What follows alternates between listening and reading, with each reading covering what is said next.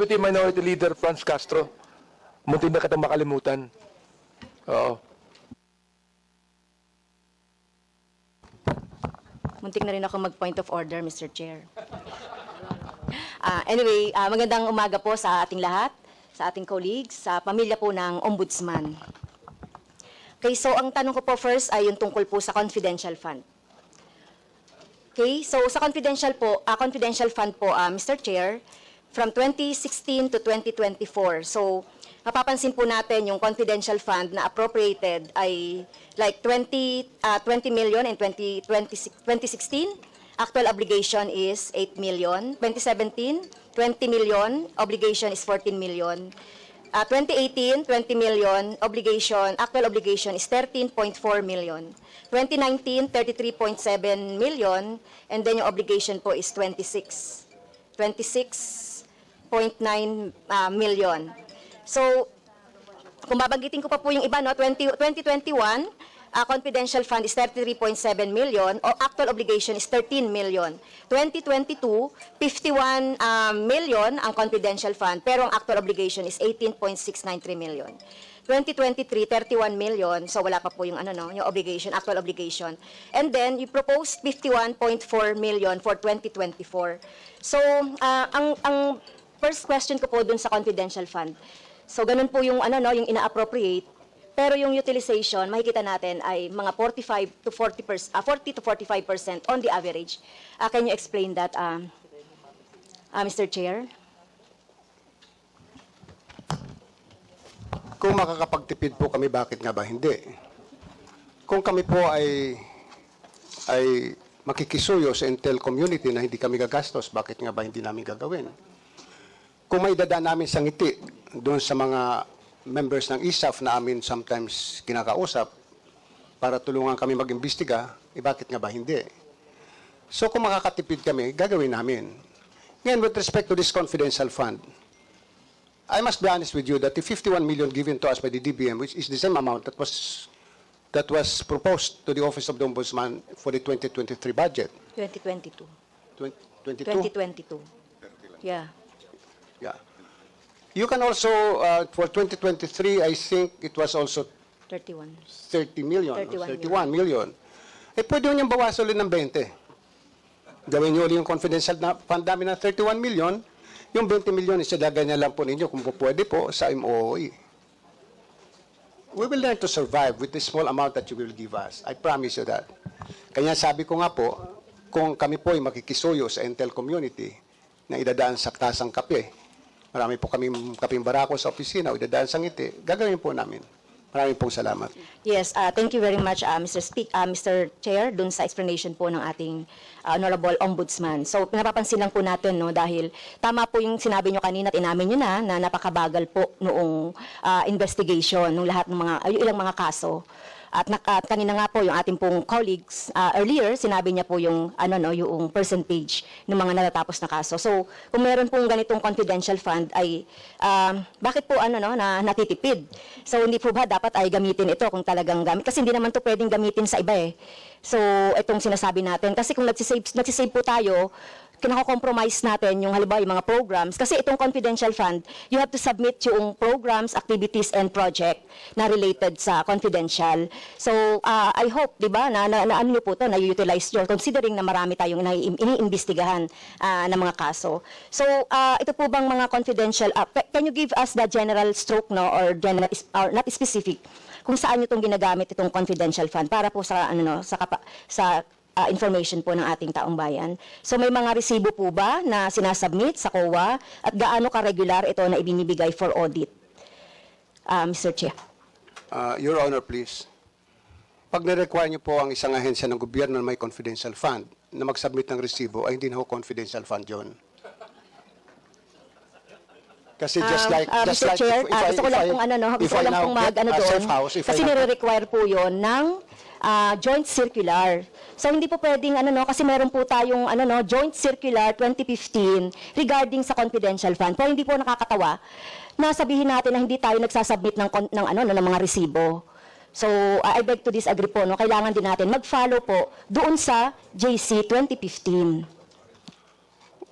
Pagpaunmanin po ninyo, pero mula po na ako'y maging ombudsman, wala po nagsabi sa akin na mag-submit po kami ng resibo dahil paano ko po reresibuhan ang isang intelligence officer na sinuyo ko tingnan ang isang bagay o isang kaso. Ano ho yung resibo ilalagay ko doon? Paano ho ililiquidate sa akin ng intel officer? If I get a safe house, magtataka pa ho kayo, ba't ako kumuha ng safe house? Baka naman yung safe house na yun ay hindi totoong safe house, kundi motel. I mean, I really don't know. But if that is the case, na pag-uusapan po natin, pag-aawayan natin ng confidential fund, then, alisin ho nyo sa budget namin yung confidential fund. As I said, we can survive. I can continue investigation cases. We just smile at my friends at the ISAF and some other investigation agencies. Madali lang po yun eh. I call my friends in the provinces, I call some police officers in the provinces, I ask them for their support. Kung kailangan mag-utos sila ng tao para i-verify kung totoo ito, din doon po kami gumagastos ng transportation expense ng pagkain ng tao. So paano ililiquidate po sa amin yon? Paano kami mag-release sa submit ng resibo? Napakahirap po yata noon na mag-submit kami ng resibo. At siguro wala namang papayag din sa amin na intel officer na pag binigyan ko ng 50,000 pesos o i-liquidate mo sa akin, na tuwing sa kanya ng taxi, kung siya ay may, which I did it before, na mapinamanmanan ako isang empleyado ng ombudsman, pinasundan ko, abay, siguro may hirapan yung intel officer na every now and then, bibigay sa akin yung mga resibo ng gasolina. At pag niliquidate ko yung resibo ng gasolina na yon as my own expense, baka sabihin ng COA, hindi pwede kasi hindi ka pwede mag-claim ng gasoline expense because you have your transportation allowance. So I don't think a receipt is important. What is needed is that we make a certification, we issue a certification to the effect that we have spent the confidential fund for purposes of investigation of cases. Bakit po kami nakakatipid?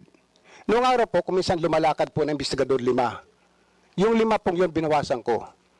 Kasi ang aking filosofiya, kung kayang gawin ng isang Little Indian, yung gawain ng 10 Little Indian, bakit hindi ba nga ba gawin ng isang Little Indian? So just like when I was investigating the case of the onions, yung mga sibuyas, may mga isang tao kong pinalalakad o 2. Kung medyo delikado yung lugar na pupuntahan, 3 sila akong pinapupunta. Yun po ang, pero hindi ko sinasabi sa kanila, magbigyan nyo ako ng resibo. Kasi pag sila'y pupunta rin doon, mayroon mga binabayaran din sila mga tao na sinusuyo yung tao na to gather more evidence for us. Marami pong salamat. Yes, thank you very much po doon sa explanation. Siguro with due respect to our ombudsman, hindi po ito nakakatawa, no?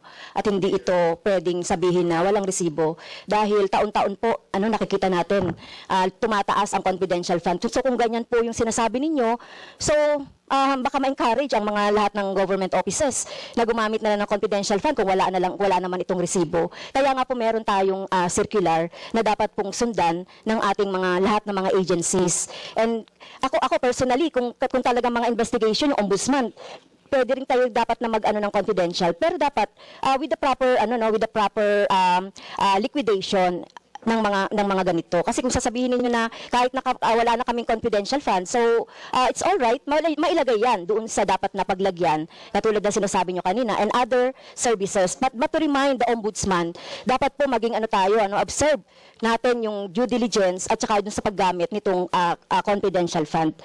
So yun lang po. At saka yung savings, pag sinasabi po natin na savings, yun nga po yung ginagawa, minsan nagdududa kami, maraming mga PS na hindi naman nagagamit, nagsisave sila, and so on. Kaya dapat magamit po ito. So, yung next po ay tungkol doon sa Memorandum Circular number 1 as regards to the submission ng mga SALN. So, nagsasubmit po ba ng SALN ang Presidente at Vice President? Yes, Your Honor. Okay, thank you po. Yes, Your Honor. The President, I think President Ferdinand Marcos Jr.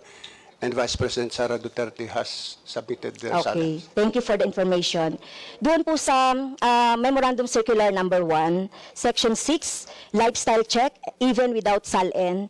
So, how often po nagko-conduct ang ombudsman ng mga lifestyle check po? So, have you conducted lately ng mga lifestyle check po sa ating mga official and government employees po?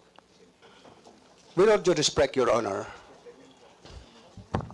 mayroon lang po sana akong gustong itanong Mayroon po bang batas na nag-require na mag-conduct ng lifestyle check? Nagkakandak po kami ng lifestyle check in connection with cases that we're investigating. Nagkakandak po kami ng lifestyle check pag nag-file ng kaso for unexplained wealth.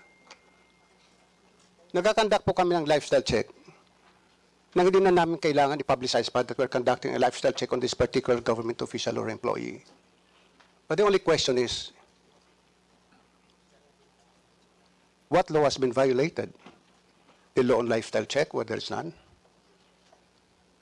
Or shall we proceed to forfeiture when we find that the properties of this particular government official or employee is not commensurate to his salary? Which again, is debatable. Marami po sa ating maraming pera o maraming ari-arian na maring not commensurate sa kanyang income. Pero lingid sa ating kaalaman, yung asawa ay nagdinegosyo. Lingid sa ating kaalaman ay nagbabayad naman pala ng tamang buwes. But para sabihin na nagla-lifestyle check kami at ito ay ipangalandakan namin sa publiko, hindi po namin gagawin yon. We will conduct our investigation discreetly.